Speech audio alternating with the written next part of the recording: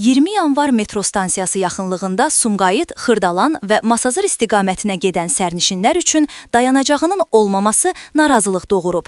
Bununla bağlı sosial şəbəkələrdə görüntülər yayılıb. Qeyd edilib ki, xüsusilə yağışlı havalarda yüzlərlə insan əziyyət çəkir. Sözü gedən əraziyə dayanacaq quraşdırılması planlaşdırılma.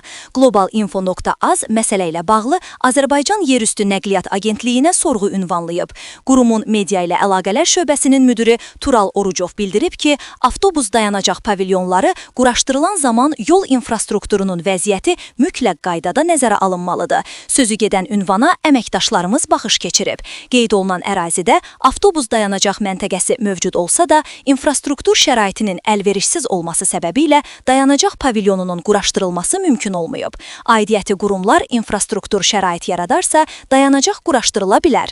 Nəqliyyat məsələləri üzrə ekspert Aslan Əsədov vurğulayıb ki, bu ərazi şəhərin ən sıx hissələrindən biridir. Buradan mütəmadi olaraq istifadə edilir və böyük sərnişin axını müşahidə edilir. Prinsip etibarilə orada dayanacaq olmalıdır. Bunun olması isə həmin yerdə dayanma və durmanın məhdudlaşdırılması, eləcə də avtobus zolaqlarının müəyyənləşdirilməsi deməkdir. Lakin əsas məqsəd xidmətin düzgün təşkilidir.